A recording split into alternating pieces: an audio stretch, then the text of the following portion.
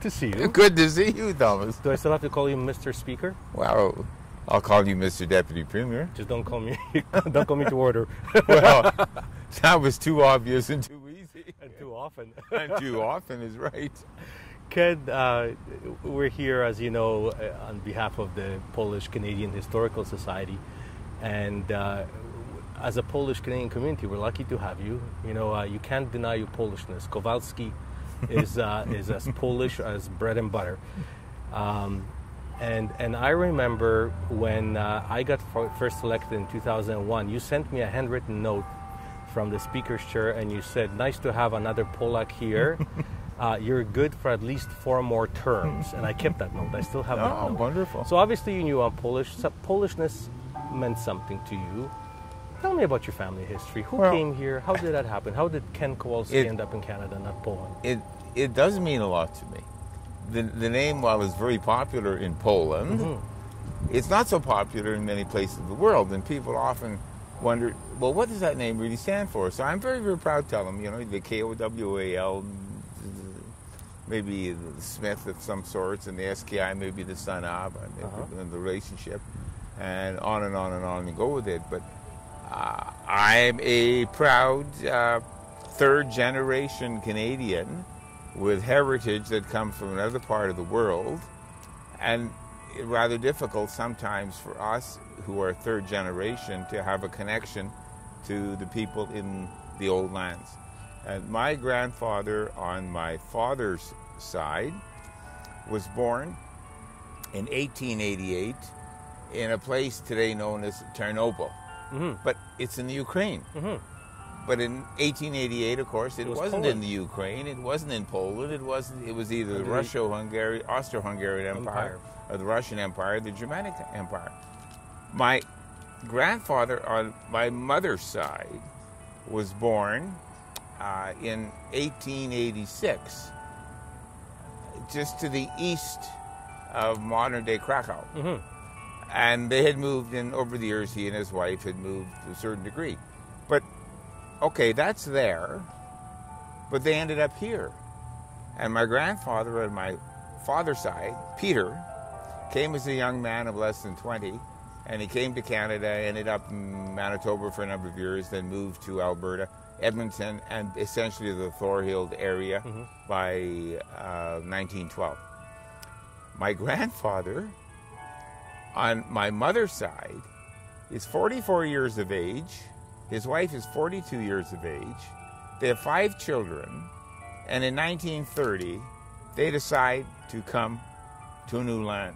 Now, you got to ask yourself the question, always do, why would anybody who's 44 years of age suddenly pull up his whole family, 5 children, and decide to move to a new land? And what was the new land going to be? One story in this family suggests that they were in the port of Danzig, Gdansk, and the women were talking among themselves as in the port area. There were hundreds of them, literally, because the ships were going different directions. And they started talking about where they were going, and I gather my family, women in my family basically said, well, we're going to go to South America. Until somebody said, well, there's snakes in South America. Snakes? Snakes. And so they apparently, so the story goes, rebelled and basically said, well, where does that boat go? Well, that boat goes to Canada. Okay, we're going to Canada. And one of these 2 stories is that they actually just moved to the new boat and got their passage and came. But 3rd week of June 1930, they're on a boat. They cross the Atlantic. 10 days later, they're in Halifax. And 10 days later, they're in Edmonton on their way to northeastern Alberta and Bonnyville. They knew nobody. The only reason they were going to the Bonnyville, north of Bonnyville area is that they met some people on the trip across Canada that basically said, we're going there and we can get homestead land. So they arrived in the first week of July 1930. Within a month, my grandfather gets a homestead. In the meantime, my other grandfather is getting married. He's having a family of 5 in the 1920s. He's getting divorced. And my grandmother goes off to live with another man. And with her 2 husbands, one previous relationship she has 11 children. But she passes on in 1933, so I never ever get to know her. My grandfather, though, moves to Bonnyville with his son, 8-year-old son, one of his sons. His name is Paul, who's my father, and they become the first people of Polish heritage to move into that part of Alberta in 1930. And he went in and worked in the lumber camps north of Bonnyville for a number of years, got himself all the lumber he needed, built himself a general store with a livery stable. And when I was born in 1945, we were living in the top floor of the store, and my father was running the store for his father. That was to go on for another 5 more years, and then my grandfather sold his businesses, and my father went in another business of his own. In the meantime, my other grandfather, who shows up in 1930 with his 5 kids, sees them off getting married. And by 1942, the year that my father, Paul, and my mother, Mary, married, his family had moved on, and they all got married, and this other family in the Kowalski side moved and dissipated throughout Alberta.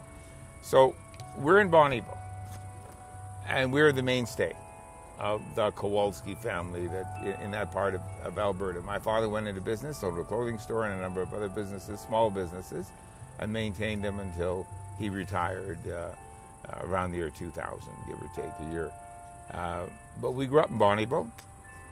My grandfather, who was the businessman, sold clothing, sold hard goods, sold groceries and what have you. My father, the clothing store person, learned a number of different languages.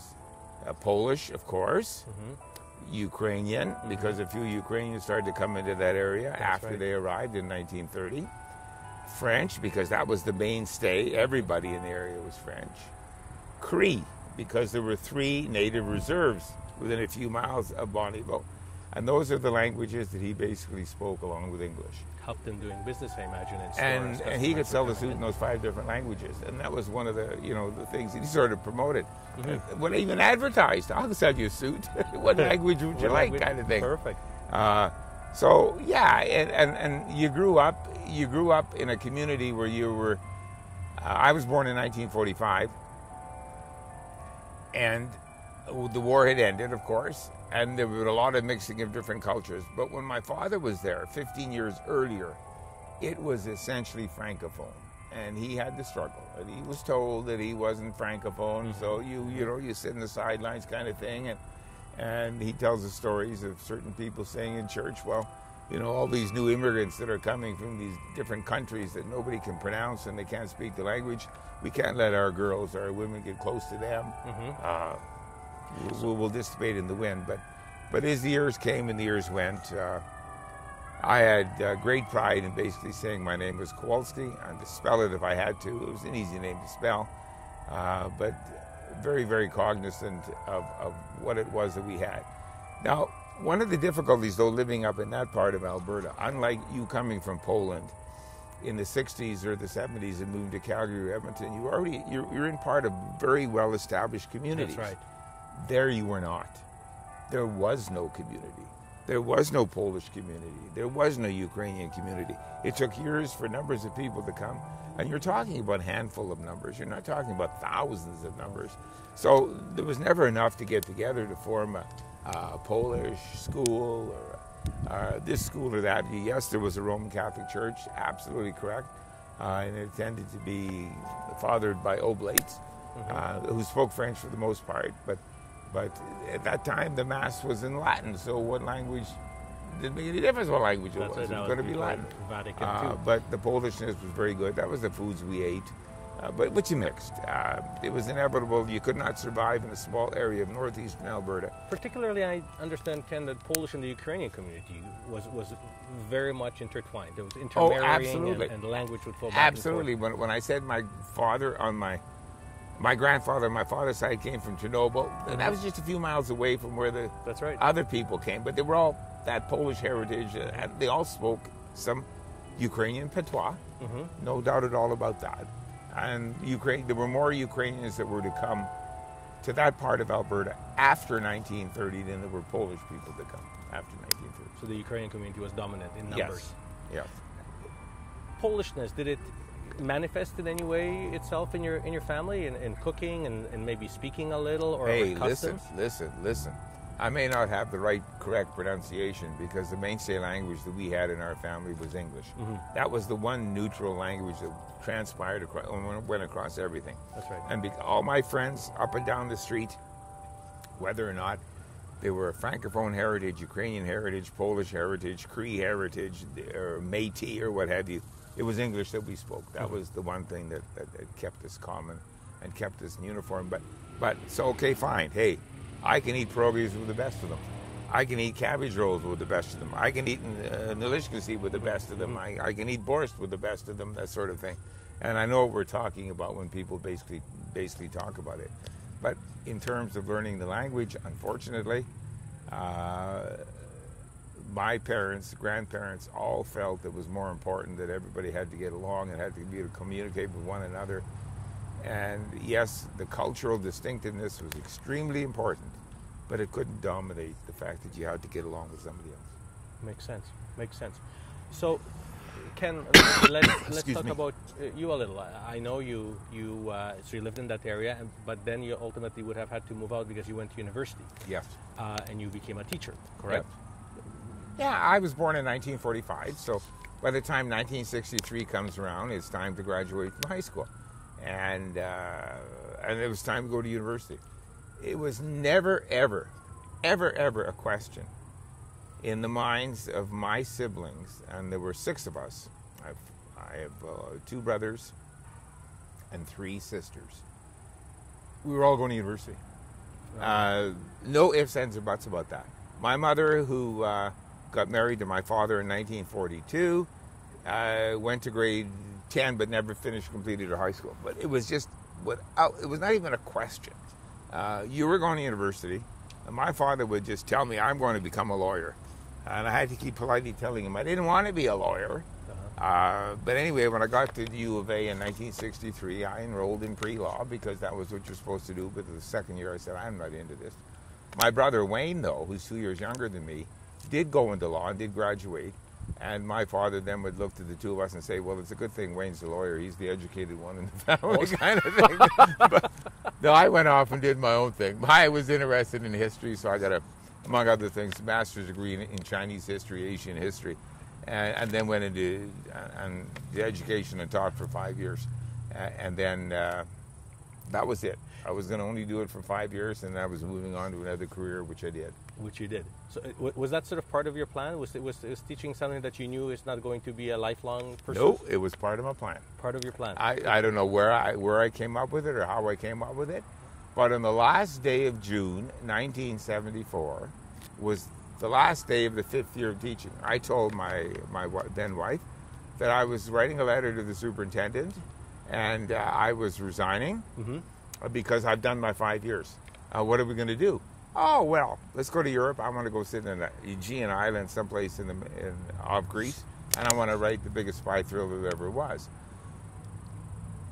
That very same day, and life is filled with coincidences, that very same day, I was very active in community activities, a volunteer in a group called Kinsmen for young men who did volunteer work in the community. And we were having our wind-up June, end of the year, big dance party, and we were to dance in Barrhead. And this is true, Thomas. This is not makeup. At 12 o'clock, I'm on the dance floor, and there's maybe 300 to 400 people in this room. It was a massive crowd. And it's literally midnight, 1 or 2 minutes before or 1 or 2 minutes after. And I bump into a man and his wife. And the man looks at me. And he said, have you ever thought about doing anything besides teaching? And I said, yes. He wasn't from the And he says to me, he says, well, why don't you come work for me? And I said, great, I will. And all of a sudden you're moving. The crowd moves. And I say to my wife, I said, was that Dr. Hugh Horner? Alberta's Deputy Premier and Minister of Agriculture and Rural Development. And did we just run into him? And did we just say hello? And did he offer me a job? And did I accept? And she said, yes, yes, yes. Well, Thomas, I thought I was just sort of like had a couple of too many. And it was midnight, and I didn't believe this at all. And I felt really quite embarrassed, so I kept saying this to her, asking this question, did we really do this? So I got up, I said, I got to go find him. So I went and found him in the crowd, and he says, what, you got chicken feet? I said, no. I said, I want to come here to find out if you actually asked me a question, offered me a job, and I accepted. He said, yeah. I said, well, don't you think we should talk about it? He said, sure. Give me a call in the morning. Okay. When do you call a big man? When do you call a great man? Do you call him at 8 o'clock in the morning, 7 o'clock in the morning on July 1? 10 o'clock in the morning? Whoa. So I, looking at the clock, and I'm saying to my wife, I said, oh, Jesus. Well, anyway, 10 o'clock's a good time. So phone him at 10 o'clock. He says, put the coffee on. I'll be there in 15 minutes. He was there in 15 minutes. And he said, okay, here's the deal. I want you to come work for me. I want you to be my executive assistant. These are my titles. These are my position. I want you to start in 1 month. Do you want to do it? I said, absolutely. Within 15 minutes, 20, we negotiated everything. The terms, the contract.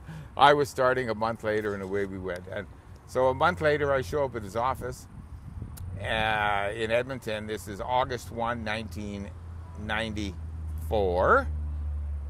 And he says to me, the first thing he says, oh, I'm going away for 3 weeks. And 2 other people in the office are going on holidays for 2 weeks. So run the place. And he took off, went to Japan for 3 weeks. But his confidence in you, I can't for a minute, I don't attribute that to your dancing. It wasn't your dancing. I can assure you. Yeah, so he obviously did some research on you. Hugh Horner was a very savvy, smart politician. So he obviously learned about you. And what do you think? What attributes do you think that he found? Well, your kinsman volunteership. I don't mean to be immodest, but I was very fortunate in terms of the relationships that I could develop with people and working together. Mm-hmm. In the kinsman one, we became Barrhead, the little Barrhead Club, became the executive for all of Alberta. It was our choice to want to get run and get elected to do that. And then so we won an award for being the most efficient organization in Canada, service club organization. And then I published a bulletin, a bulletin for this group, and it won the award for being the most outstanding one in Canada. At the same time, probably one of the most gratifying experiences I've ever had was a group of young people. There was a game at that time called the Reach for the Top, where students were selected from schools and did academics exchanges back and forth and quiz games and what have you. Mm-hmm. Well, not only did we win the Alberta division, but we won the Canadian one. Wow. And this was a small rural community called Barrhead, Alberta. So if you ever wanted to see a community get so enthralled in enthusiasm, there were stories in all the Alberta newspapers. There were stories throughout many newspapers throughout Canada about this little rural town with the quiz kids, call them whatever you like, from Barrhead, Alberta, that did it. And that was a Herculean accomplishment for them. But it was a great benefit to me, because when I went to work for Hugh Horner, I was already well known within the community of having accomplished a few things. So a number of years later, when he left and I decided to run, these are all credits that were built up. So he did that research. He knew all that about you. He knew that. Phenomenal. He knew that. Phenomenal. So you were an executive assistant to the minister for how long?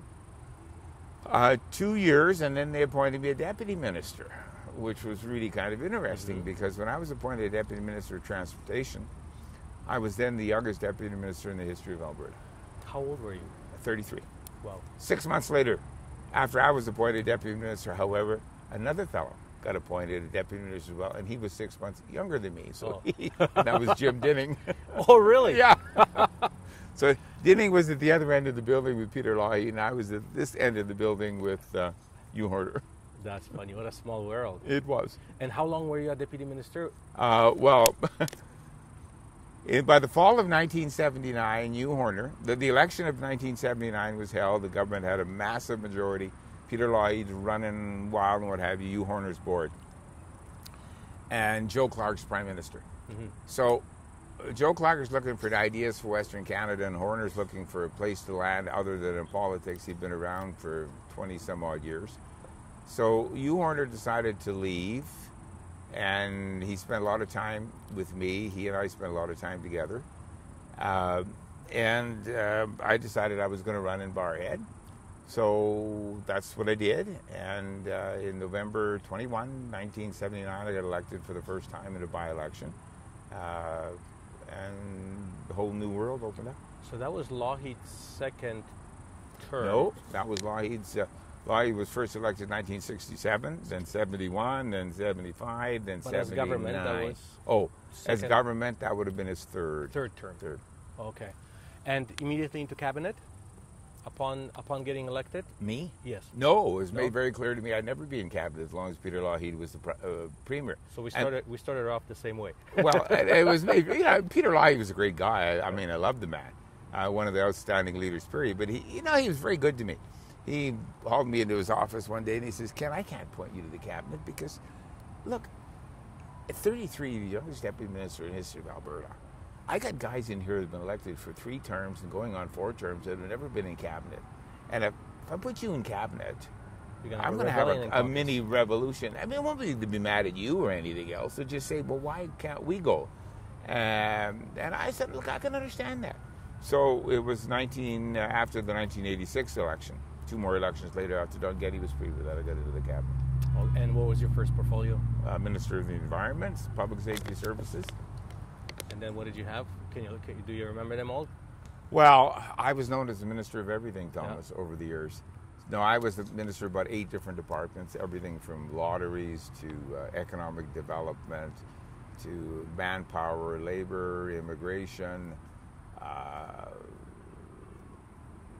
The list. I was really treated very, very well by the premiers I worked with. Which one did you enjoy the most? I'm not telling you that. I made it very, very clear. I just finished writing a book. Okay. It's 800 pages. It's a book to my grandson about who I am and my career in politics. And one of the things that I steadfastly refused to answer was that question.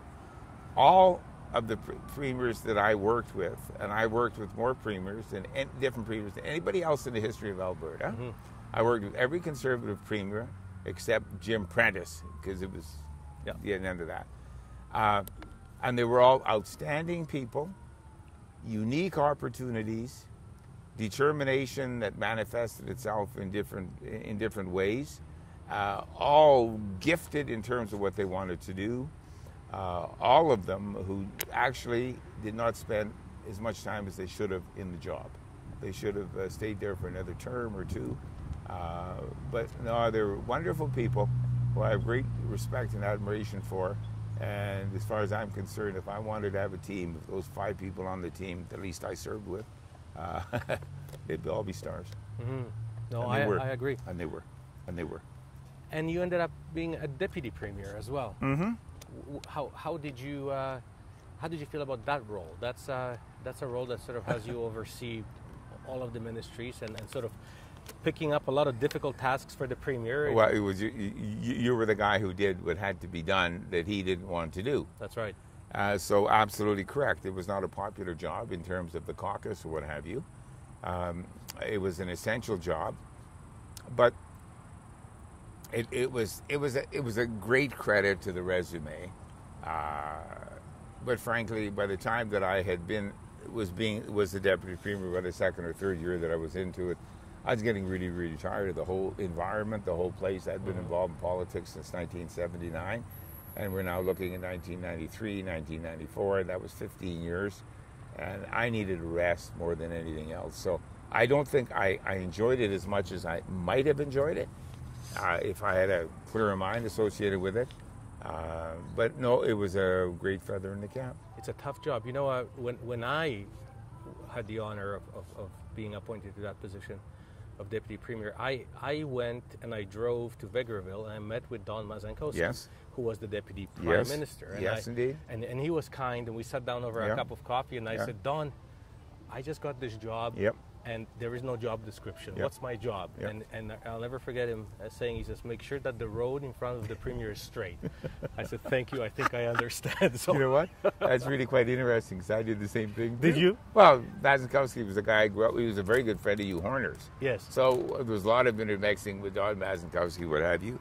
And he was the kind of deputy prime minister that I said I would want to be when I become, if I'm the deputy premier. I want to be just like him. That's right. Just like him. No, we had this. Wasn't that amazing? Yeah, same thing. Amazing Same coincidence. thing. And another, I guess he had to be Polish to do that. Another good Polish guy. That's right. That's right. And then this big switch, because from cabinet, which is all about policy, to a speaker, which is all about parliamentary rules and staying away from policy. That's a big switch. I'll tell you a funny story. Premier Stelmach, upon election, called me, the day after election, when everybody waits to see if they're going to get appointed, and he offered me deputy speaker. And I said, he says, run for deputy speaker. And I said, Mr. Premier, do you have anything else? And he started laughing, because I always saw myself more of a policy wonk than parliamentary rules oriented. But you transitioned quite nicely from one into another, and I can tell you, looking at you as a member sitting in the House, I think you enjoyed it a lot. Oh, I loved it. You had a lot of fun in that chair. Thomas, for me, I was now, had been there for 18 years. I've been elected person for 18 years when I became the speaker.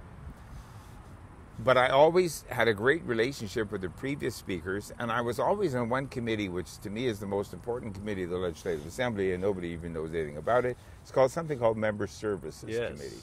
Well, I was on that committee for 18 years, so we met with the speaker all the time. So I followed speakers. I was a government house leader too, as well as being deputy premier. So you were always interfacing with the speaker. I knew what speakers did. I knew what was expected of them. And more importantly, most of all, I thought it was really a neat place to be. You could be in the assembly all the time, or you could be in the assembly if you had to go. You would go, and you had deputies and what have you.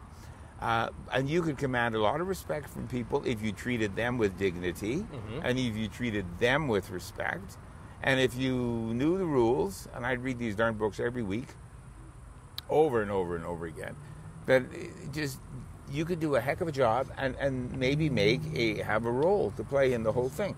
Well, how was I to know that I would be so lucky that 15 years were to go by and I would be elected speaker 5 times, and wow, you add it all together, and it gives you a package of a career for 9 elections, 5 elections as speaker, 4th longest serving person in the history of Alberta, the longest progressive conservative ever to be in the Assembly of Alberta, and I loved it. I loved it. This was not tedious. This was not a job. This was not something you disliked. You could create. You could do wonderful things. You could see a young person elected in the Legislative Assembly.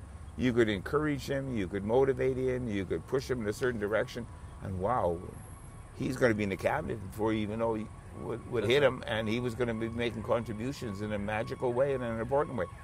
And I really, really felt good about that. It motivated me, in fact, to even do more to help people. No, never any jealousy or anything like that. Heck, if somebody was successful, I wanted them to be successful. Especially as a speaker, you can do it. Yeah.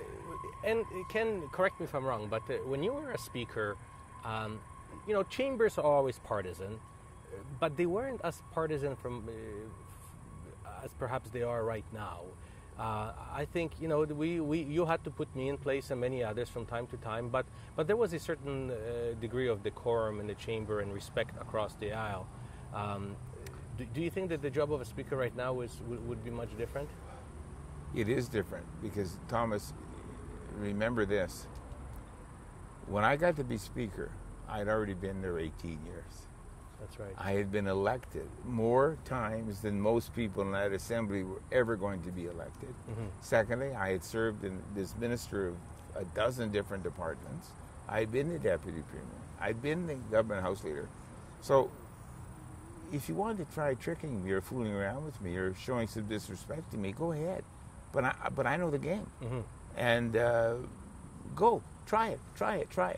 And there were a couple who did along the years, and they all came back, who would see me several weeks later and said, "Sorry, Mr. Speaker, but you got me there. I'll never try it again." We're friends. Oh yeah, we're friends. We'll move forward, and away you go. And I vowed to do several things that I would never do. Number one, I vowed that I would never throw out a member of the Legislative Assembly. Out of the chamber. Out of the chambers. There are some speakers across the country who took it as pride if you evicted somebody every day. Threw them out, not me. There's only one person, and it was a bad misunderstanding of language by this fellow that ultimately put me in a position where I had to excuse him. But he came back the next day, apologized, we went forward very well. The other one was I vowed I would never use the word order. And Thomas, I was Speaker for 15 years, and you'll never see me with the word order anywhere in the Hansford of Alberta. Now that you Some speakers say it all the time. I've never said it. Just never said just it. standing up and looking. Just that's enough. That's the teacher in you. And have a good smirk or smile too. Get it well rehearsed. Yeah, that's the teacher in you. You had that stern. To a degree. Yeah, probably. You're right. No, you're right. Had a stern look. Now, through your career, and I had the pleasure of traveling with you to our native Poland. Yes. Once, I know you enjoyed not only as a cabinet minister but also as a speaker, sort of the international relations aspect of both jobs as a cabinet minister and speaker. You hosted many parliamentary conferences. You attended many of them. What was that like? It was absolutely wonderful. First of all, I like the world. I like knowing about the world. I like knowing about different things. And I don't have to be focused on just one area. As an example, I did my graduate studies in Chinese history, but I never, ever used it. It was there, though. I'm very, very happy, proud of it. No, I had some really nifty places that I got to go over the years. Some absolutely incredible. Just, do you mind if I just mention a couple? Well, it's really kind of interesting, but I go to Moscow. I go to Russia. It was 1996. This is after I'm no longer in cabinet. There was a couple of years there. It was my interregnum or sabbatical leave period. I get invited by a Canadian group to go to Russia with them. So we go to Moscow. Then I find out, well, it's really not Moscow that we're going to end up in for the most part. We're going to go and do a seminar 1,000 miles away from Moscow. And you're going to be giving speeches on federalism because the Soviet Union has just broken up a handful of years before that. They want to know all about federalism, and so off and running we go. So 1,000 miles away. Well, what a time to be in Russia. What a time to be in the former Soviet Union than 4 years or 5 years after it breaks up and it dissipates in the wind. And people are trying to understand what this all means and what's happening to them. And there's nothing but total chaos everywhere. I mean, nobody's got any money to buy anything. Yet Kit Kat chocolate bars has got a great big sign along advertising. Along the highway. And on and on and on it goes. To have that kind of an opportunity at that time was quite unique. So another trip that I had that it was very fascinating to me was to Swaziland. Now, if you ask most people where Swaziland is, they'll say, well, I'm not sure exactly where it is. So here you got a young guy who's 30 years old. He's got half a dozen wives, and he's the ruler. He's the king. He's absolute. And you end up there for 2 weeks. And you're one of the guests of the country for 2 weeks to talk about, once again, parliamentary democracy and all the rest of these things and the evolution that they would want. And on and on and on and on it goes. I mean, is there a more profound place in the world than the Forbidden City in Beijing? When the place is only you and a handful of other people are in that day to doing it?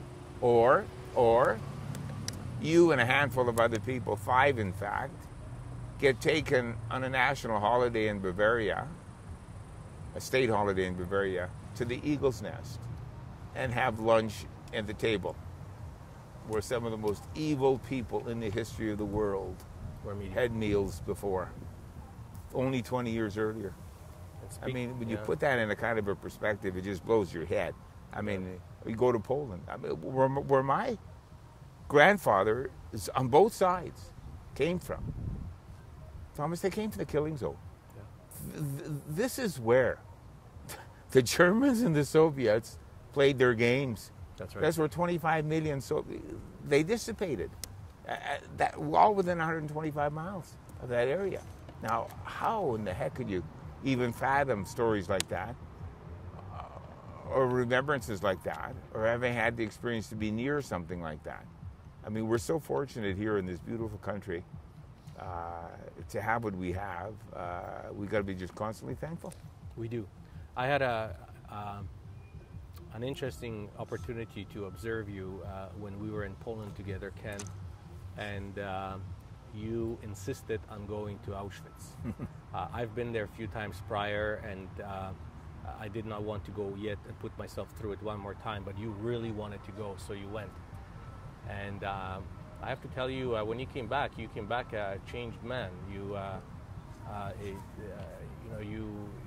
definitely understood and soaked in the solemnity of the place, particularly because of the fact of where your family comes from and what they would have lived through. Thomas, my first trip to Europe was 1968.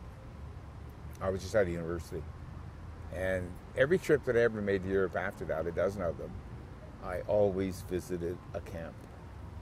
That was my personal thing. Mm-hmm. I never talked about it, never told anybody, just said, I'm going to do this. Mm-hmm. And basically, it was to walk through what has to be hallowed grounds, sacred grounds, and to just try and fathom in your head, where would this monstrous bestiality come from? How is this possible for human beings to have done this to other human beings?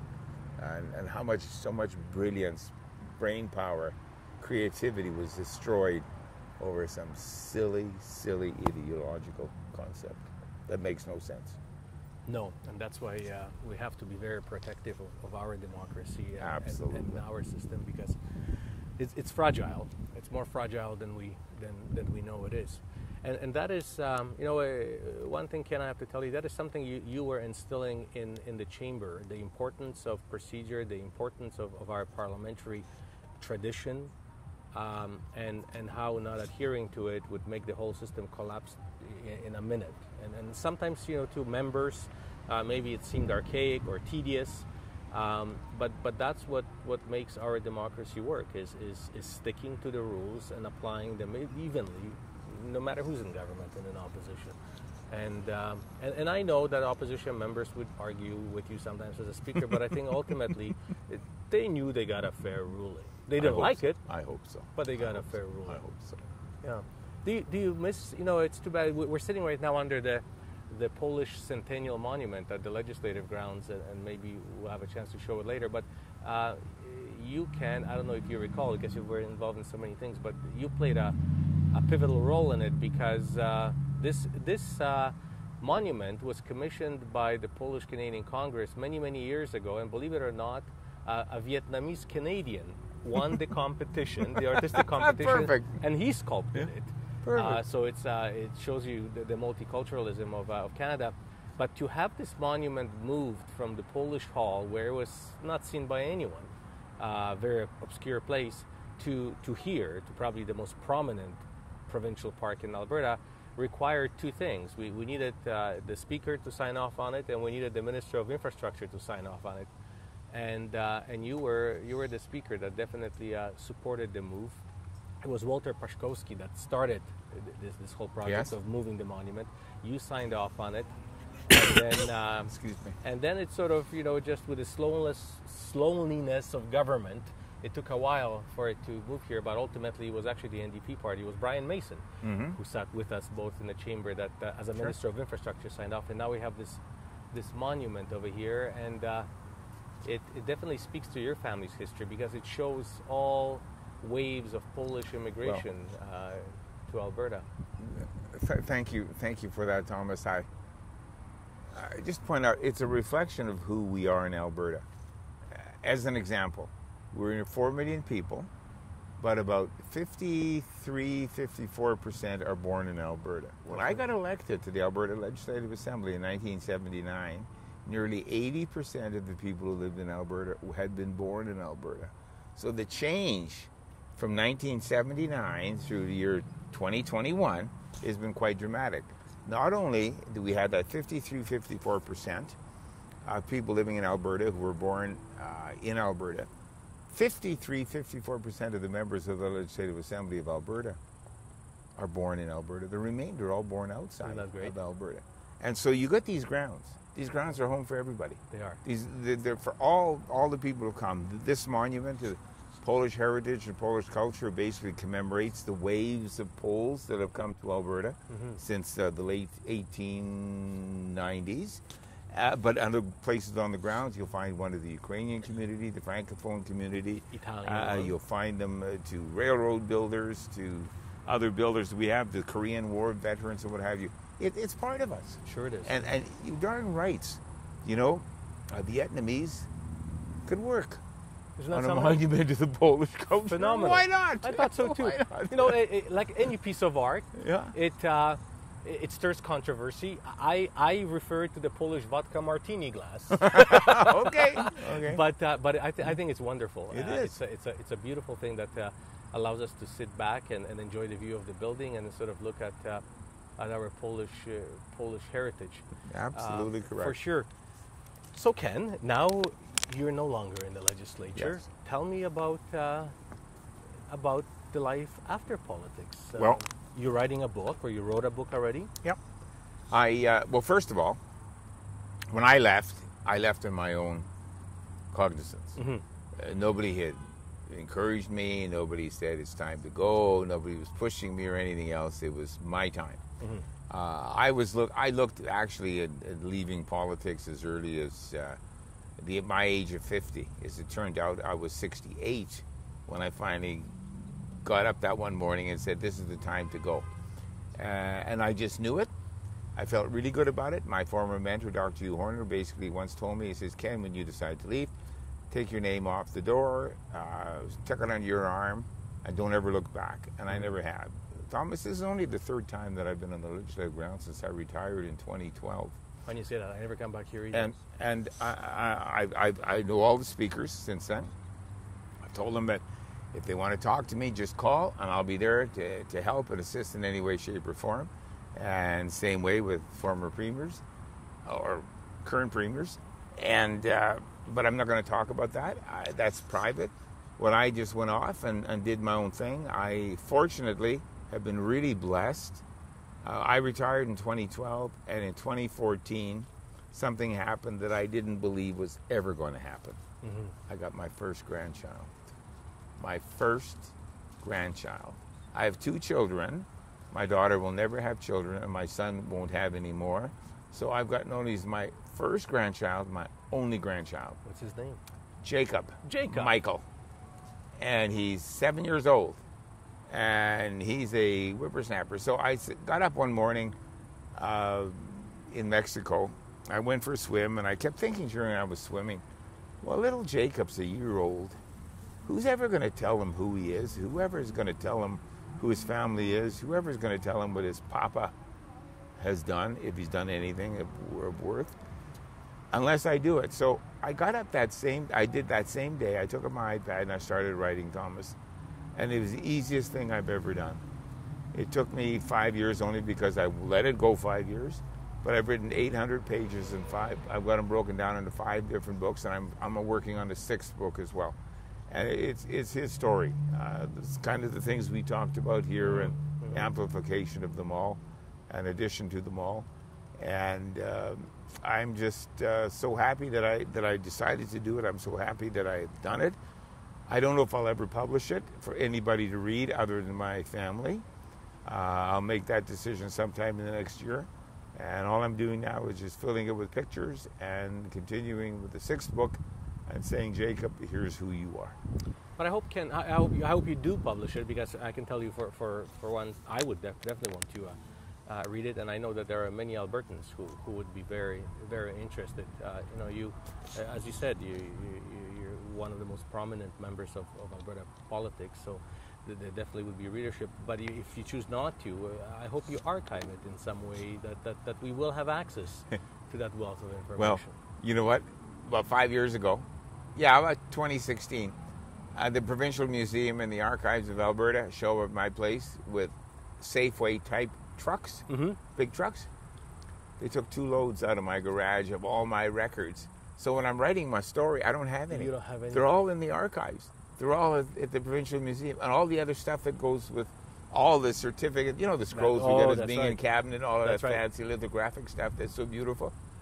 I gave it all away. It's all gone. I had them in a sea can for about 3 years. And then I knew that if I ever bring them home, that would mean a possible divorce. Yes. So so donating them to an archive was the right thing to do. Who did you donate them to? To Alberta Archives. Oh, okay, that stuff. Well, some things they do not want. And I've still got every one of the Hansards printed in Alberta since 1971. Every one of them. And that was something really neat about you that I always admired. You, as a speaker, you published a lot of legislature books. Yes, you we did. published pictorials of this wonderful building, which now is getting a facelift. I'm glad. You published books about all the premiers, all the speakers. There was Wives of Premiers, which I have a collection of, and they're phenomenal. Yeah, they are. Historical. I think they are anyway. Pieces. You also published these medals that members got who were elected multiple times for the 2005 100th anniversary of Alberta of the province of Alberta, and I have to tell you, they're very meaningful, and past members, and I run into some of them once in a while, really appreciate that, because that is something that they can pass on to their grandkids one day. I only hope that that was done in 2005, the books. We should update them to the year 2025. That would make it 120 years, right? That's right.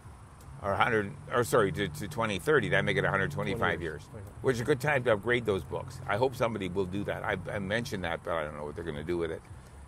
But what a grand project those were, Thomas. But they did something else, and nobody will ever know. It was the intrinsic benefit that it came. The people who wrote those books and worked on those books were all in-house staff of the Legislative Assembly of Alberta. Really? That I brought on board and was able to motivate, and they just did a Herculean job. They were so proud of what they did, Thomas, that they would literally walk across that river for me if they had to do it. Because of the belief that they had in what they had done was so good, so good. Oh, and they're wonderfully published too. Oh, it really was. Yes. Well, that was for our centennial. That's when Her Majesty the Queen was over here as well in the legislature, and that was a splendid time to be a speaker, I imagine, during that time. Absolutely correct.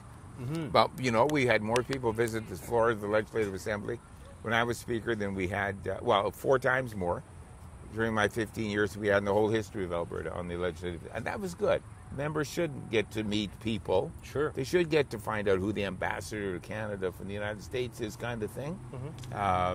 Or the Queen's brother or nephew or whatever. To be introduced to them. This is a place where people can really make a difference. They can. If they use the place properly, this place could be a source of a lot of good. So what's on your to-do list? I'm basically going to finish doing the rest of my booking, what have you, but I also have to be cognizant of something else, and that is mortality. And one should not take it for granted. True. So I got to do all those necessary things to prepare the future. What are they? I don't have a list like that. Well, I got to figure out where's my final resting place. Things, important things that you should not burden your family with, that you should have taken place of and resolved in a positive way. And it should be a positive thing. Ken, you just picked up something very unique that not many people own. Why don't you put it on if you don't mind? And we put it on. Phenomenal. Ken, tell me, how did you ever acquire such honor to become an honorary chief and be presented with a headdress? When I ran for my first election in 1979, there was a reserve an Indigenous First Nation in the constituency that I was running in.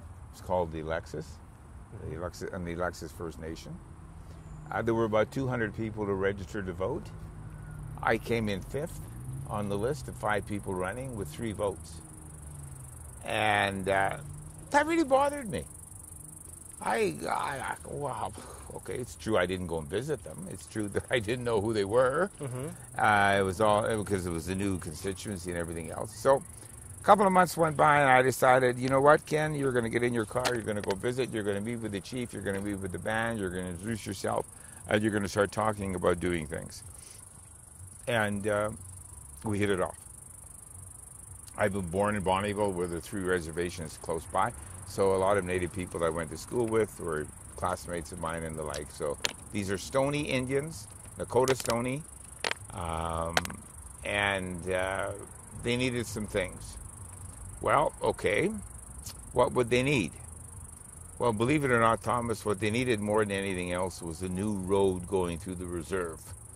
The local county had built a good road right to the reserve, but once it got on Indian territory, it was a responsibility of the band, and because it was an Indian territory, and because our rules and our laws for all levels of government basically is that you do not spend money if you don't own the property or it's not within the property you're responsible for. As an example, if the province would build a road, if they own the road, but they wouldn't build a road because Thomas Lukasiuk owned the road, kind of thing. So this was the case with the Native people.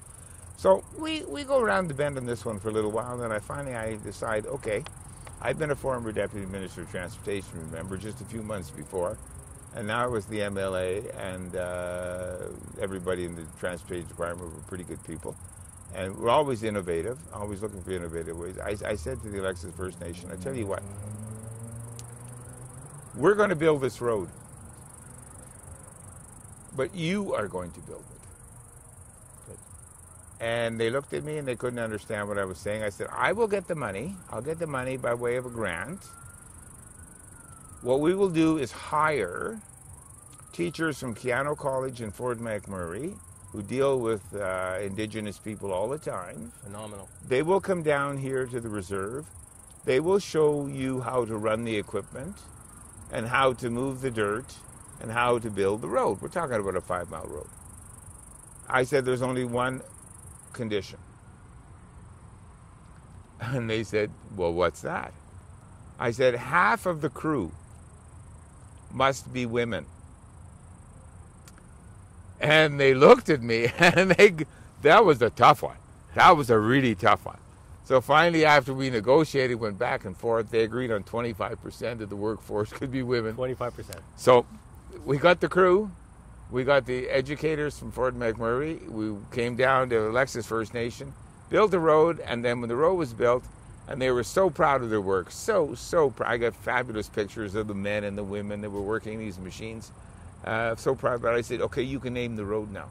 And we'll put up road signs on Highway 43 to go to Alaska and the Yukon, and it'll have the name that you want on it, and they chose Nikoodi, Nikoodi, meaning meeting place. And the road's still there. Nikoodi Road. It's still there in great shape. It's a road. Ken, and that was just one of many things. But how progressive?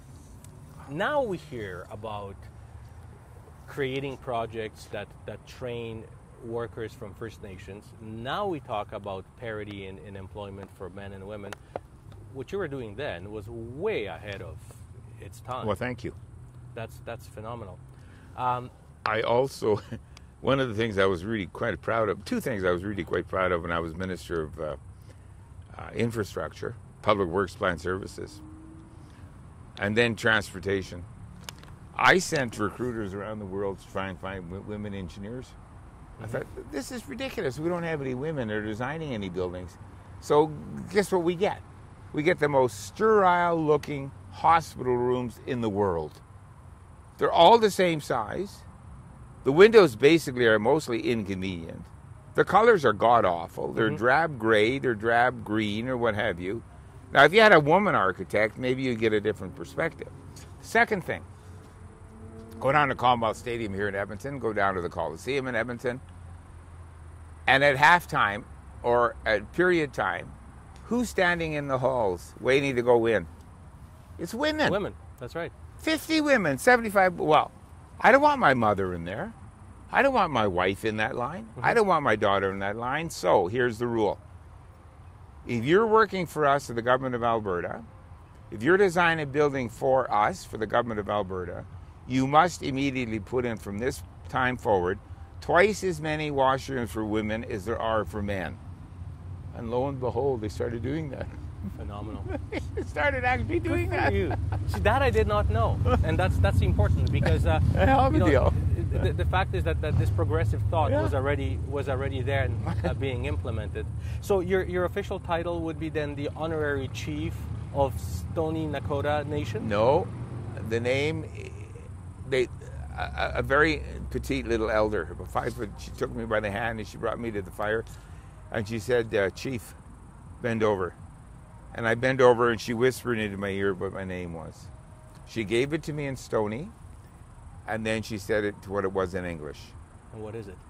White man with a kind heart. Wow, you want to cry, Thomas? This is not howling eagle or, castrated weasel or anything like that. This is white man with a kind heart. Now, wow. There is a title for your book. Can't get any better than that. You can't get any better. Phenomenal. Ken, thank you. Oh, you're most welcome. I quite enjoyed this. Did we miss anything? Anything else? Oh, you want well, to share? Thomas, we'll always have opportunity to come back again. But it's an no, honor. I enjoyed talking about this. Thank you for showing an interest. Thank you so much. On I behalf of the appreciate that. Polish Canadian Historical Society, it's an honor to have you as a member of our community, and it's incumbent upon us to keep your history, and I know that you will have many very interested viewers. I'm very proud to be who I am. And so you should be. And Thank you. I'm proud to know you, and I'm very proud to have served with you. You always were a role model. You said a lot of smart things to me that later helped me out in my political career. Oh, you did very well on your own. Well, but not without mentors, and some of the things that you maybe don't even realize that you sort of whispered to me or said to me, they came in very helpful. So I thank you for that. Thank you, sir. All Thank the best. Thank you. Only do we commemorate individuals like yourself and the history of Polish Canadians' contribution to our province, to our country. So what you're holding there is a book about a Polish soldier that immigrated to Canada. And this one is in Polish, Road to Freedom, and became an Albertan. You can see the canola fields in the background. This one is quite an interesting one, also for you being a teacher. This is the history of Polish education in Edmonton. We are the only city in North America that has a full-time Polish program where kids actually go to school with the Edmonton Catholic School Board and study 30% of Alberta curriculum in Polish. Oh, I did not know that. Yeah, unheard of anywhere in Alberta. I did not know that. So that's something that you may find very interesting, and that's part of thank you. our community. So thank you, and I hope you enjoy Thank you very much. Thank you. It's very important to me. Perfect. Thank you.